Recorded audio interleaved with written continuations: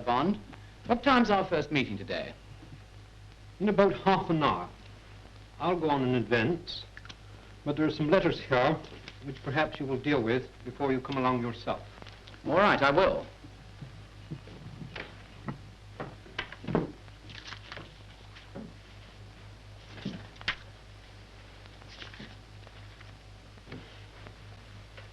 They're mostly about the coming general election. Everybody's thinking about that now, and quite rightly too. You do realize just how important this election will be, don't you? It'll decide your future. It doesn't matter which way you voted in the past. The situation is far too serious at the moment to allow past prejudices to cloud present issues. To clear your minds, I think you want to ask yourselves two questions. First of all, what is the real record of this socialist government? And secondly, what sort of a country do you and I want to live in the future? Well, first of all, the socialist record. They boast that they prevented unemployment by their own skill. But that simply isn't true. Sir Stafford Cripps and other labor leaders have admitted that if it wasn't for the financial aid we'd had from the United States of America, we'd have over 1.5 million people unemployed today. Then again, they claim all the kudos for the social services.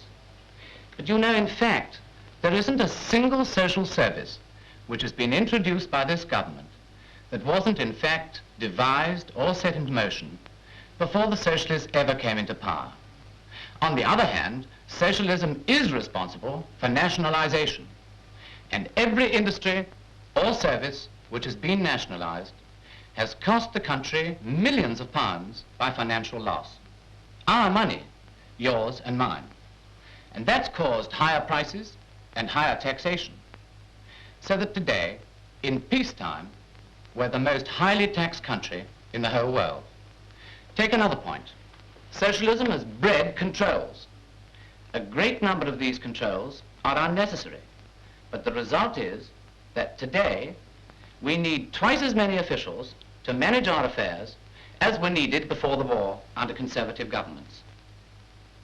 Now, what about our food? The socialists have insisted on government officials bulk buying our food from abroad. Experienced private buyers could have bought more cheaply. If the socialists had bought more feeding stuffs, we could have produced more of our own food here at home, and it would have cost you less in the shops too. Constant confusion between the ministries of agriculture and food have caused real hardship to our home producers and have resulted in a lack of confidence on the part of our farmers, smallholders, and market gardeners. The socialists haven't kept their promising about housing. They've restricted the private builders. The new houses which they've put up are much too expensive, and they haven't allocated nearly enough of them to the country districts. They've done little or nothing about village water supplies, electricity, or the bus services.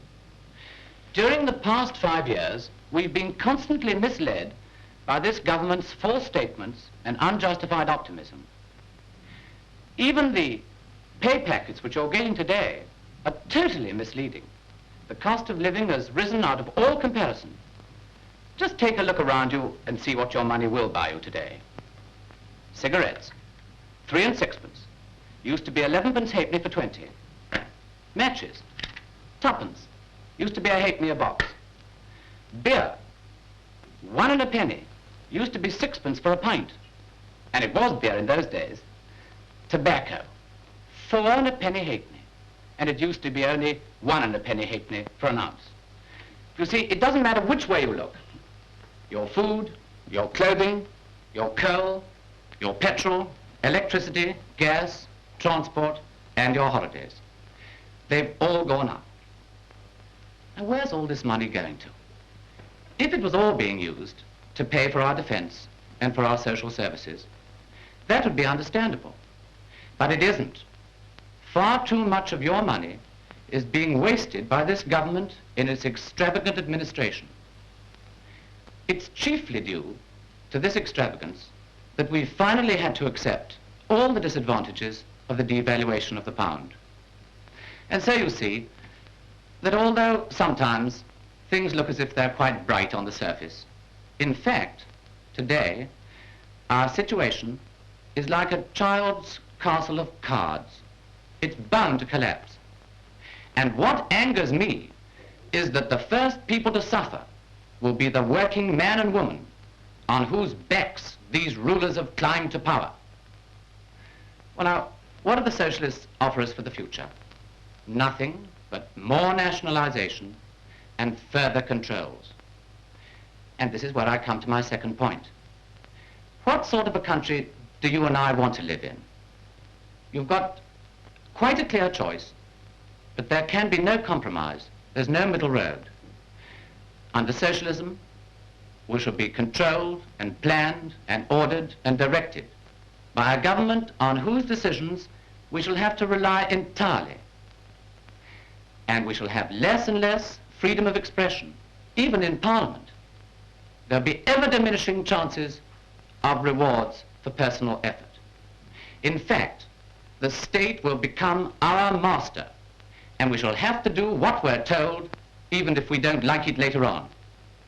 Let me warn you, most solemnly, and with all the force I can muster, that even today, inside the labor movement, the power is being wrenched from the hands of the moderate labor leaders into the clutches of the extreme left-wing socialists. There can be only one end to this: communism. And if we go on as we are now, we shall all of us see it in our lifetime. Now, what's the other road? What do we conservatives offer? Well, we mean to maintain full employment, to safeguard your social services, and to keep up our standard of living. And here's our plan. We shall encourage competition in the shops, in the factories, and on the farms. We shall establish the principle of equal pay for men and women doing equal jobs. And we'll help the small man in industry. We'll limit controls to a minimum, and we shall simplify those which are still needed. Incidentally, we will not abolish price controls or rationing on any necessity until there's enough of it to go round. We shall cut out all waste in government expenditure. We mean to reduce taxation as soon as possible, particularly income tax and purchase tax on necessities. We will stop nationalization, and we'll free the iron and steel industry from the threat of state ownership.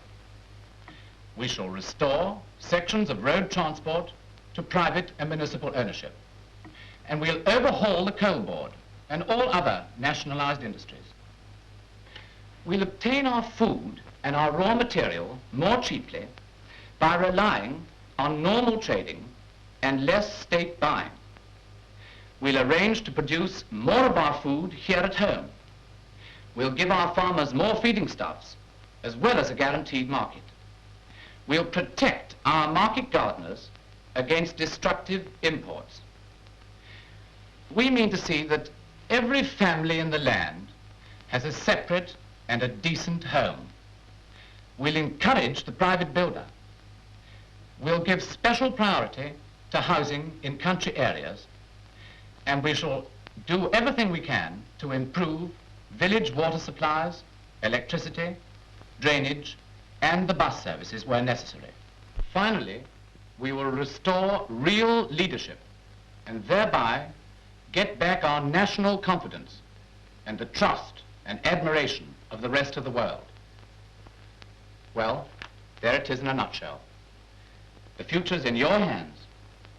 Your secret votes at the next election will decide which of the two parties is to lead us and along which road we're to travel. It's a big responsibility, so think it over carefully. Come to one of my meetings and ask me your questions. Personally, I'm convinced that only the Conservative Party can lead us along the right road for Britain, and that only that road can lead to our survival as a free, an independent nation which gives to every man, woman, and child a chance to make the most of life.